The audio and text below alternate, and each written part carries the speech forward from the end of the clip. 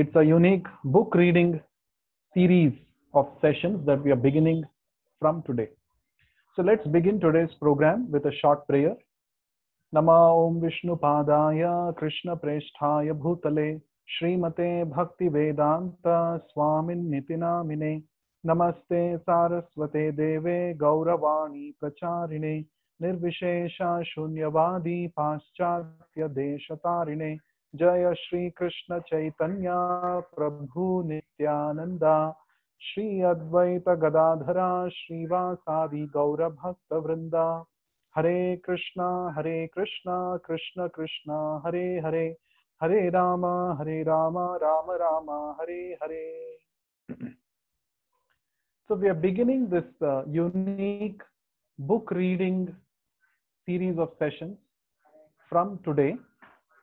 So Vedic wisdom demystified.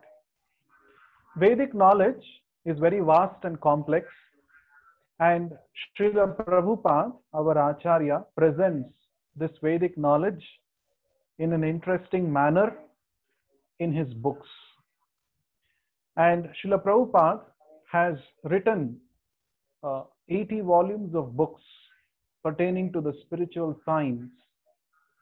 And he has written all this so that everybody can get access to this Vedic knowledge. So while we read Srila Prabhupada's books, it's very important for us to know the proper method to approach this knowledge.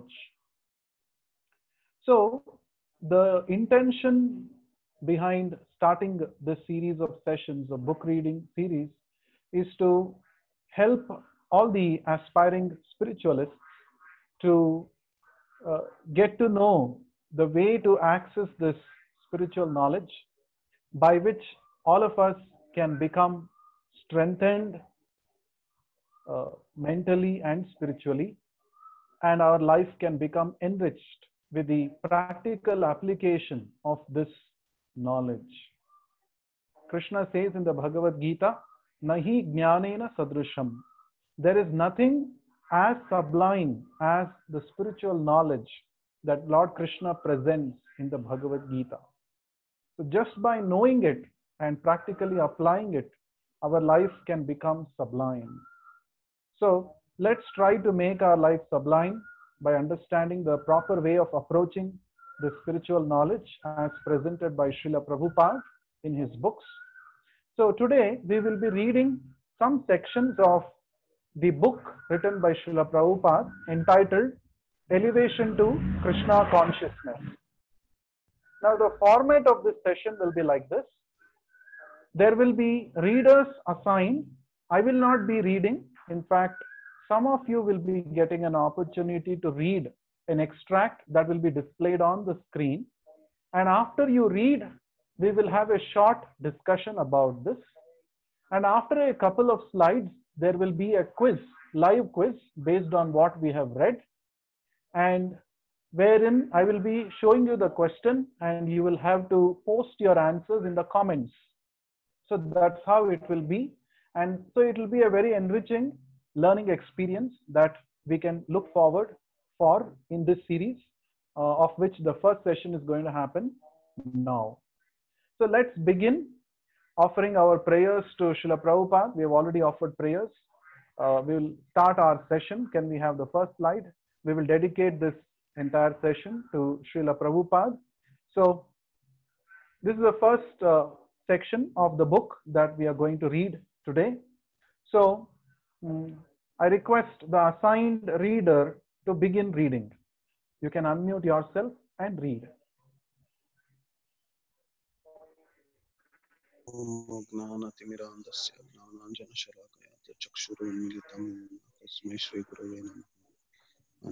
May I know who is this? Please announce your name. Rohan Prabhu. Yes, Rohan. Yes. Okay. Continue to read. I offer my respectful obeisances unto my spiritual master who has opened my eyes, blinded by the darkness of ignorance with the torchlight of knowledge. It is customary with this verse to offer obeisances to spiritual master who enlightens his disciple in the matter of transcendental knowledge. The Vedic process does not involve research work. In mundane scholarship, we have to show our academic learning by some research, but the Vedic process is different. In the Vedic process, the research work is already done, it is complete, and it is simply handed down by disciplic succession from teacher to student. There is no question of research work because the instruments and the means with which one conducts such research work are blunt and imperfect. Very nice. Thank you for reading for all of us, Rohan. Yes, Prabhu. So Srila Prabhupada begins by saying this, offering this prayer. This particular prayer is from a scripture called Gautamiya Tantra. So in the Gautamiya Tantra, this is mentioned as a prayer to the spiritual master. Why should we offer prayers to the spiritual master? It says here, Om Ajnana Timirandhasya Jnananjana Shalakaya. That means Shalakaya means torch. Jnananjana Shalaka means the torch of knowledge. So with the torch of knowledge, the spiritual master does something. We are in Ajnana Timira. Andha means darkness. Timira means darkness. Andha means blind. So every one of us, we are born blind. I'm not talking about the physical blindness. We may be able to see things around us, but I'm talking about the spiritual blindness. Ajnana, the blindness of ignorance. So to enlighten us, the spiritual master lights up the knowledge, the torch of knowledge. And with that, chakshuhu unmilitam, we will be able to open our eyes and see things as they are in the light of proper knowledge. And unto such a spiritual master, Tasmai Shri Gurave Namaha, I offer my respectful obeisances. So this is a very important prayer from the Gautamiya Tantra to the spiritual master. So he opens our darkened eyes with transcendental knowledge, and that is why we need to offer our respects to him. So Prabhupada mentions here a very important thing. The Vedic process does not involve research work. In mundane scholarship, we have to show our academic learning by some research, but the Vedic process is different. In the Vedic process, the research work is already done. So there are two ways of getting knowledge about anything in this world. One is called the ascending process. The other one is called the descending process. Ascending process involves trying to find out things around us with the help of our own intelligence, with the help of our own senses. That is called ascending process. Aroha Pantha. But whereas, so that in the Aroha Pantha, ascending process, research work is involved. That means you try to figure out things by yourself. Whereas the other process, that is Avaroha Pantha or descending process, there is no need of doing any research. The research is already done, the knowledge is complete, and it is simply handed down by parampara system, disciplic succession from teacher to the student. So that is called the descending process. So to understand Vedic knowledge, one has to follow the parampara system or the descending process. One has to approach bona fide spiritual master and take knowledge from him. And Prabhupada says here that there is no question of research work in understanding Vedic knowledge, because in research work we use our instruments, which means our senses. And these senses are imperfect. So through research, you will only be able to get some limited access. And that limited access may not give us the complete understanding. It may lead to wrong conclusions as well. So therefore, we do not take up research work while trying to understand spiritual knowledge. We just hear it. Just like Arjuna heard it directly from Krishna on the battlefield of Kurukshetra, and he got enlightened about his duty. So this is the way to accept Vedic knowledge. Okay, let's go to the next slide. Let's go to the next slide. Who will be reading this?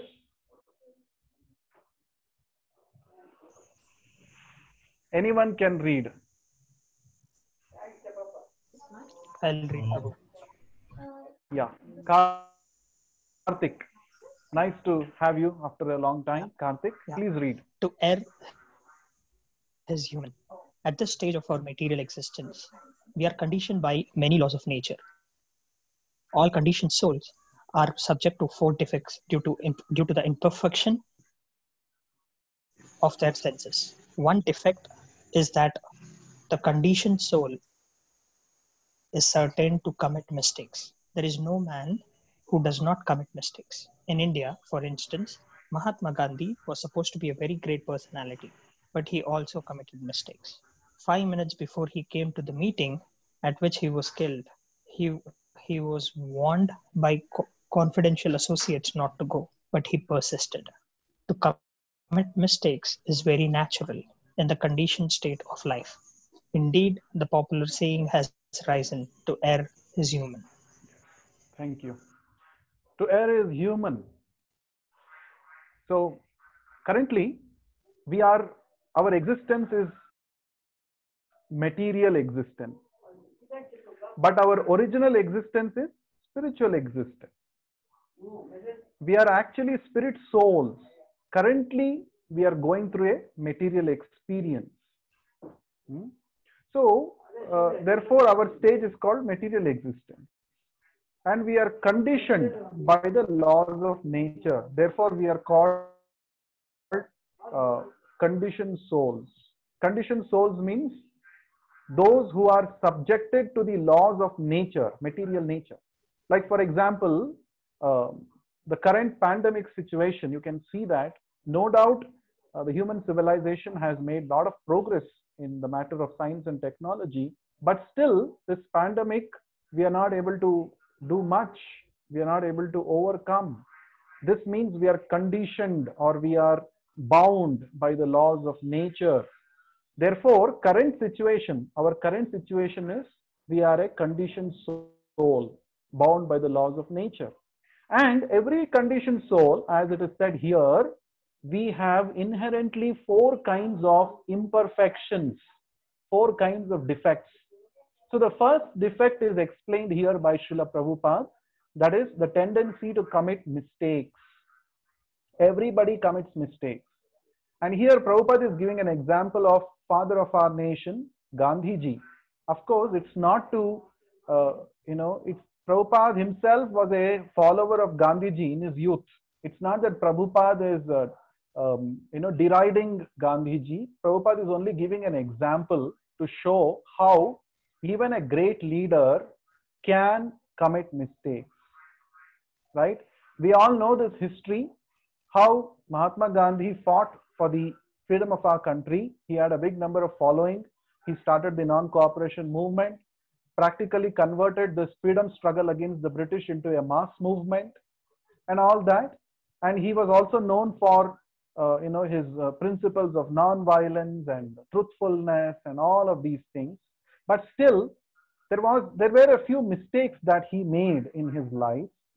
And one of them, as it is pointed here, is that even though there was a risk that he was actually, some people say that he was actually warned not to go to that particular prayer meeting, but he insisted to go. So it's like a mistake that he made, and because of which he had to lose his life. So the point here is, that's only an example. That's not to point out at Gandhiji of anything else. It's only an example. So here, to know that we have a defect of making mistakes. So this is in connection with what we did in the previous slide. Why we have to get the spiritual knowledge through the parampara system? Why we have to not indulge into research?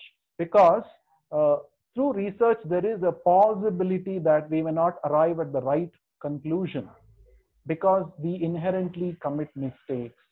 So we need to get perfect knowledge. That perfect knowledge can be gotten by accepting the Vedic knowledge as it is coming in the disciplic succession. Okay, let's go to the next slide.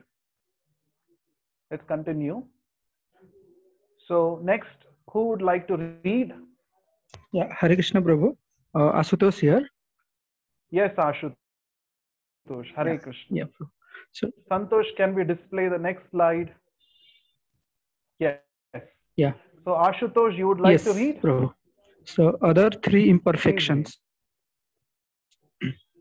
Another imperfection of the conditioned soul is that he is sure to be illusioned. Being illusioned means accepting something which is not. Phantasmagoria, to be factual. Every one of us is under the impression that we are these bodies, but actually we are not. Accepting the body to be the self is called illusion or Maya. The third Ashutosh, imperfection is that conditioned souls. Yeah, Hare yeah, Krishna. You can be a little slow so that everybody yeah, can yeah, follow. yeah. Slow, little slow. The third imperfection is that conditioned souls have a tendency to cheat.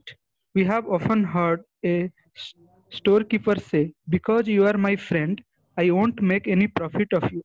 But in actuality, we know that he is making at least 50% profit. There are so many instances of this cheating propensity.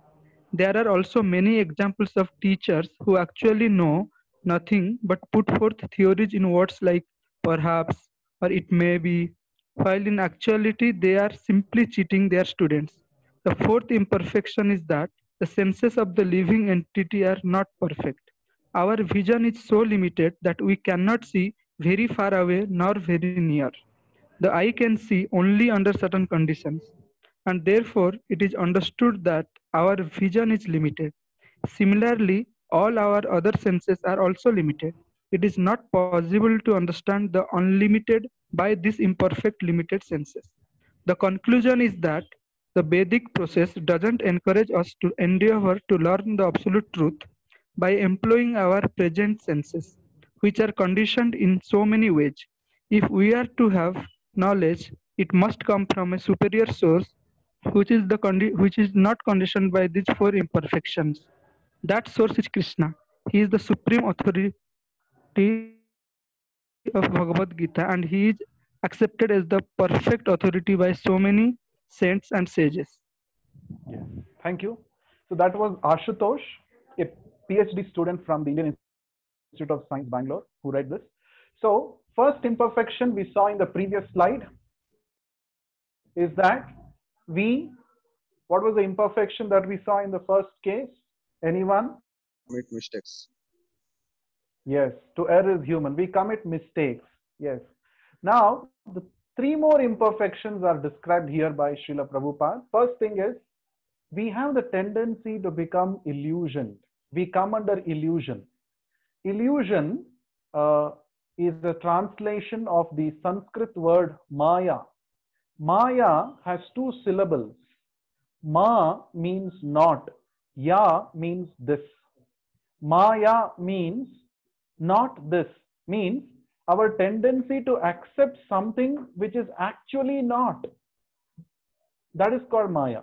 For example, in darkness, someone may see a rope and mistake it to be a snake. So actually, it's not snake. There is no snake there. It is only a rope. But he thinks it is a snake and he becomes very afraid and runs away. Now, this is exactly what happens when we are illusioned. We accept something which we are not. We are actually not the body, but under illusion, we think we are the body. So this is an example of being illusioned. And this is the basis of all illusions. You can say the mother of all illusions is that we accept our body to be ourself. So that is the second imperfection, to become illusioned. The third imperfection is that we have the tendency to cheat others. Cheating propensity, isn't it? As Prabhupada gives an example here, a shopkeeper, whatever he may say to his regular customer, you are my friend, for you I'm going to give at this less price. But actually, do you think he is simply foolish to give at less price and make loss for his business? No. He will definitely make profits. He will have margins even when he says that and gives some little discount to his regular customers. So this cheating propensity is there in everybody.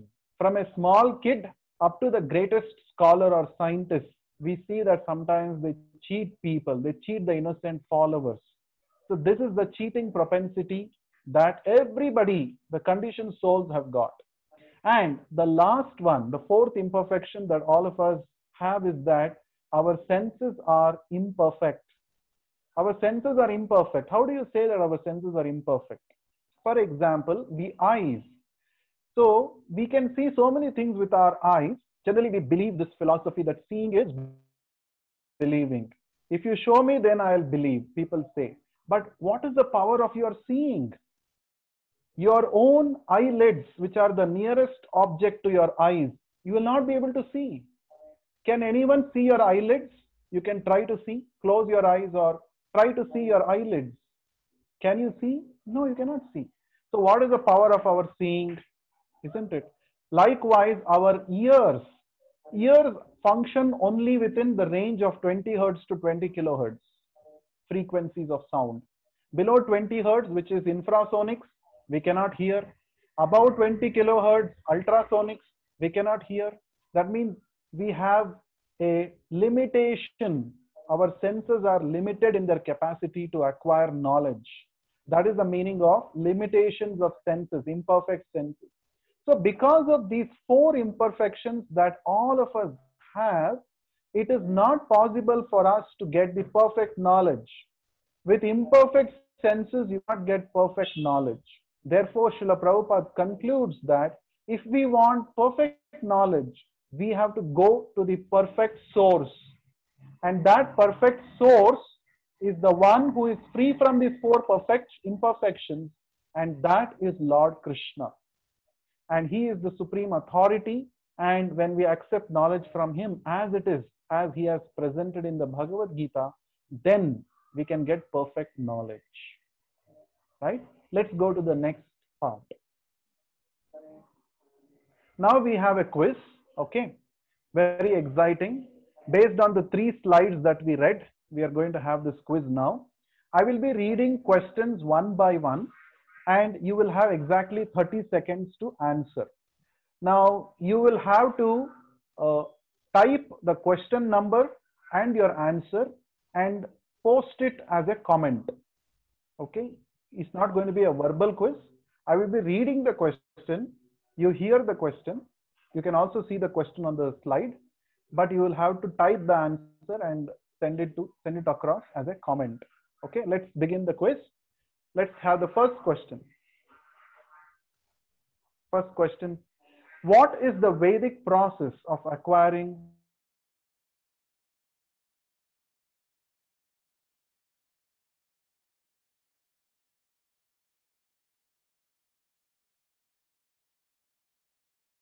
knowledge? Your time is running, 30 seconds. Far. Okay, now I've started receiving. You can send it to me privately so that not everyone will be able to see. Okay, your time is up. So, Anirudh Goyal, Neeraj Panthi, Thiru has given not the right answer. And so these were some of the people, participants who gave the right answer. The right answer is descending process. That is Avaroha Pantha, descending process. That was the exact answer that I was looking for. Descending process. Okay. Next question. So be alert now. Next question. Why can't we acquire it by self-endeavor? Your time starts now. Why can't we acquire the knowledge, perfect knowledge, by self-endeavor? Chandan Gopalakrishna, Sai Kishore, Devendra, Rupesh, Amrit, Karthik, Thiru, Kunal have given the right answer. Ashutosh, Anirudh Goyal, okay, Venkateshwar Rao, Sanatana Damadhas, Amrit. Okay, so all of you have given the right answer. The answer is because we have 4 imperfections. We have got 4 imperfections in our current conditioned state of existence. That was the right answer. Let's go to the next question, third question. Question, please. What does it mean by conditioned soul? Your time starts now. The exact answer I'm looking based on what we read just now. I'm looking for the exact answer. Let's see who will give the exact answer. Okay, Chandan Gopala Krishna has given the right answer. Sai Kishore, okay. Amrit, okay. Then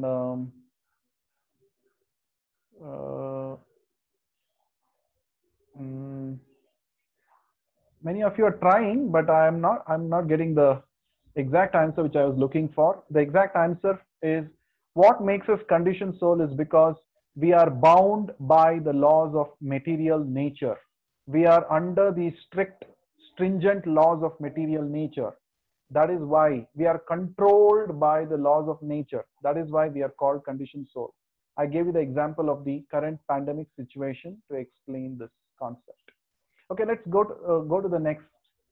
Before going to the next question, conditioned soul, opposite of that is called liberated soul.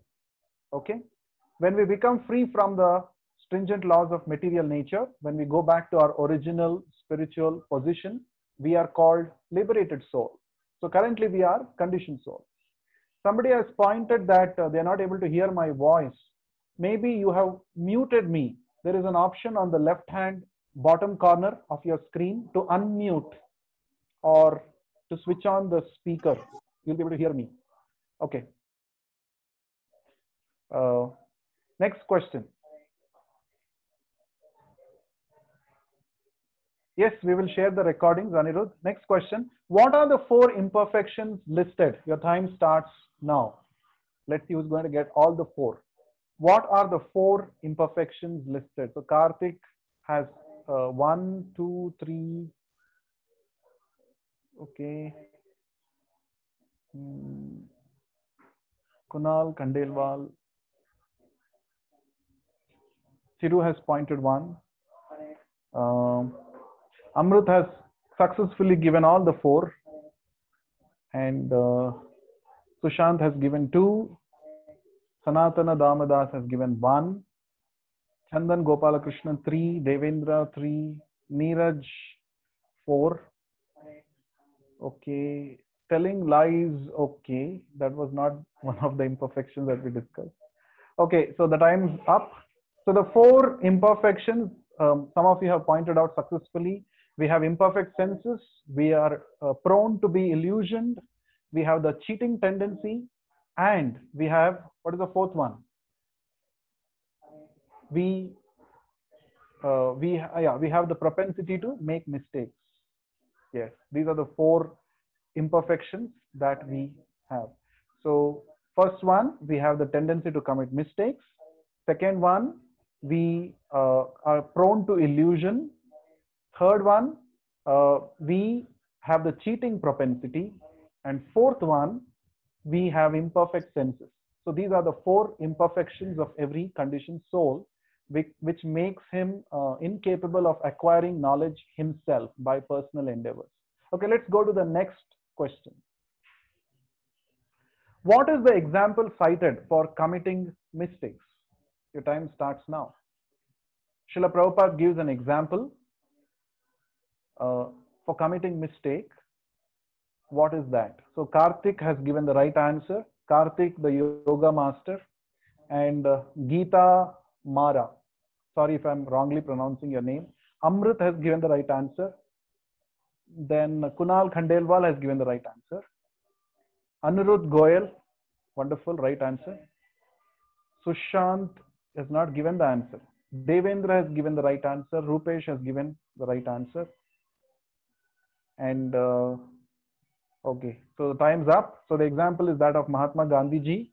Gandhi ji did not care for the advice that he got from his close associates. In spite of that, he went to that particular prayer meeting and he was shot dead. He was assassinated. So that is an example of that Srila Prabhupada gave about committing mistakes. Let's go to the next question. Can you give the example for getting illusioned? what is mentioned here in the reading, you need to give. Your time starts now. Example for being illusioned. Illusion means to accept something which is not true to be true. Neeraj has given the right answer. Neeraj, Sushant, Rupesh. Sushant, that was the example I gave, but I'm looking for the example given by Srila Prabhupada. Okay, Amrit, not clear. Devendra, that was my example. And okay. No, Sanatana Damadas is not, that's not the answer which I'm expecting. Okay, time is up. The example for getting illusioned, as mentioned by Srila Prabhupada, is accepting the body to be ourself. We are not the body, but we accept the body to be ourself. That is the tendency to be example that Srila Prabhupada cites. Okay, let's go to the next question. Is that the last question for this? Okay, example for cheating propensity mentioned here. Your time starts now. What was the example for cheating propensity? Okay, Neeraj has given the right answer. Chandan given the right answer. Geeta, right answer. Thiru, Kunal, Amrit, Karthik, all of you have given the right answer. Rupesh, right answer. Okay.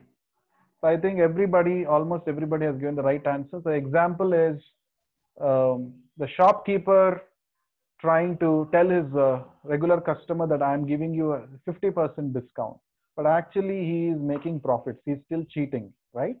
So Vyaparam Droha Chintanam, it is said. There can be no business without cheating.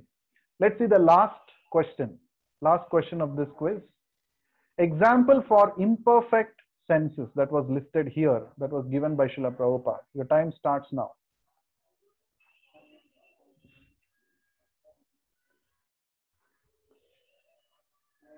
Example, I think all of you are busy typing. Okay, Amrit, Chandan, Karthik has given the perfect answer. Sushant also has given the right answer.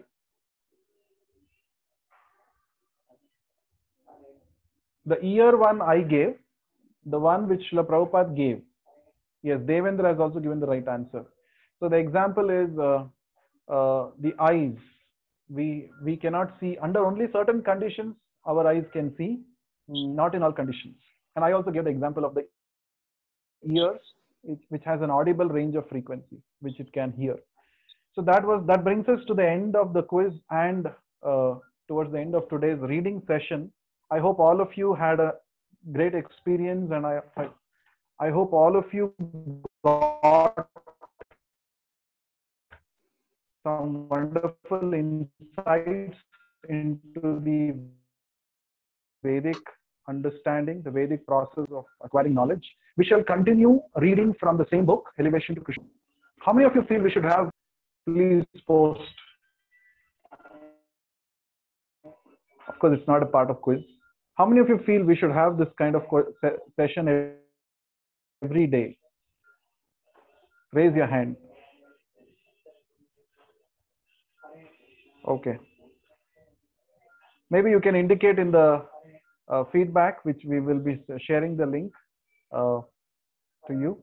So now we shall chant 3 times Hare Krishna Maha Mantra to end the session. I request all of you to please repeat after me. Shri Krishna Chaitanya Prabhu Nityananda Shri Advaita Gadadhara Sadi Gaura Bhakta Vrinda. Okay, so we will chant together 3 times Hare Krishna mantra. Hare Krishna, Krishna Krishna, Hare Hare, Hare Ram, Hare Ram Ram, Ram, Hare Hare Hare. Hare. Hare Krishna, Hare Krishna, Hare Krishna, Krishna, Hare Krishna Krishna, Hare Hare. Hare Hare Rama, Ram, Ram Ram Hare. Hare Hare. Hare Krishna, Hare Krishna, Hare Krishna, Krishna Krishna, Hare Hare. Hare Ram, Hare Ram, Ram Ram Hare. Hare Hare. Hare Krishna, Hare Hare Krishna, Krishna, Krishna Krishna Krishna, Krishna, Hare Hare Hare. Hare. Hare Hare Ram, Ram, Ram Hare Hare. Hare Hare. Okay.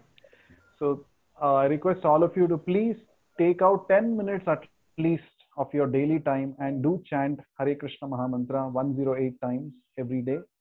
And that is the surest and easiest process to make quick spiritual advancement. So I request all of you to please make a note of this link and do give your valuable feedback based on today's session. How did you like it and what improvements you feel that we can make in this presentation so that everyone can have an enriching learning experience. So please make a note of this link, bit.ly/td feedback. So please make a note and please do give your valuable feedback. So with that, we come to the end of today's session. Thank you so much for giving your valuable time. Hare Krishna. Hare Krishna Prabhu. Hare Krishna Prabhu. Thank you, Prabhu. Hare Krishna Prabhu. Hare Krishna Prabhu. Thank you. Hare Krishna Prabhu.